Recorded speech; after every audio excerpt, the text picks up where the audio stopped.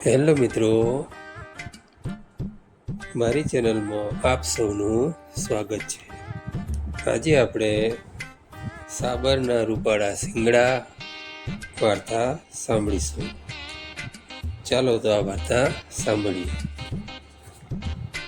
એક સાબર હતું, તેને સાબરના ટોળામાં ગમે નહીં। કાયમ તે પોતાના સાથીદારોથી અલગ થઈ એકલું ફરે।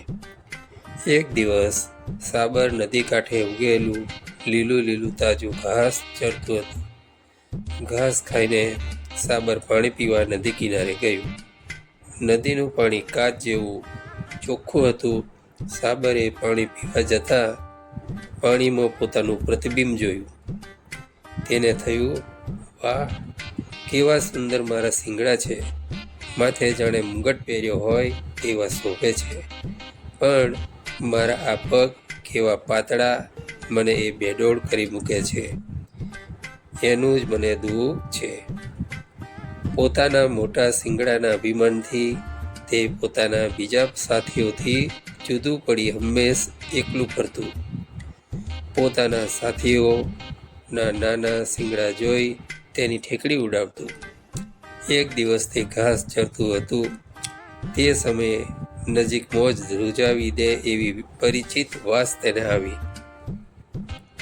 તે કંઈ સમજે તે પહેલાં વાવાઝોડા માફક ઘસી આવતા બે ખોખાર ચિત્તા જોયા। સાબર તો સલાંગ મારતું જાય નાઠું। બંને ચિત્તા તેનો પીછો કરતા તેની પાછળ દોડ્યા। પોતાનો જીવ બચાવવા સાબર આગળ ને આગળ દોડ્યા જાય। ઝડપથી દોડવામાં એના પાતળા પગે એને ખૂબ મદદ કરી। તે ચિત્તાથી ઘણું દૂર નીકળી ગયું।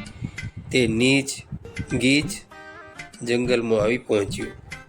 ત્યાં અચાનક જાણે કોઈએ તેને પકડી દોડતું અટકાવ્યું હોય તેવું લાગ્યું। સાબરે જોયું કે એના શિંગડા એક ઝાડની ડાળીઓમાં ભરાઈ ગયા। તેણે ડાળીઓમાંથી શિંગડા કાઢવા ખૂબ મહેનત કરી, પણ તેના વાંકા ચૂકા શિંગડા એવા ભરાઈ ગયા કે તે નીકળ્યા જ નહીં। સાબરને થયું, મારા આ દુબળા પાતળા પગને મેં ખોટા વગવ્યા। તેણે તો મને ચિત્તાના પંજામાંથી બચાવ્યું, પણ મને જે શિંગડાનું અભિમાન હતું એ શિંગડા જ મારા શત્રુ બન્યા। ખરેખર તો જે ચીજ આપણને મદદ કરે તેમ હોય તેનું રૂપ કે દેખાવ ન જોવો જોઈએ, અને જે ચીજ આપણને મુસીબતમાં મૂકી દે તેમ હોય તે ગમે તેટલી રૂપાળી હોય તો પણ તેનાથી ખૂબ સાવચેત રહેવું જોઈએ।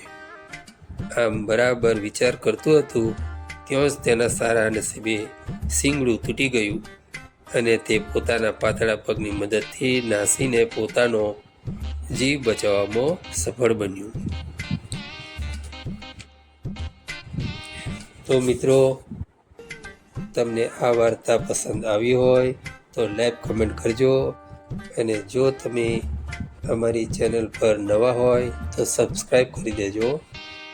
આવી અવનવી વાર્તાઓ સાંભળવા માટે અમારી સાથે સૌ જોડાયેલા રહેજો। તો આવજો સૌ મિત્રો, મળીશું હવે નવી વાર્તા સાથે।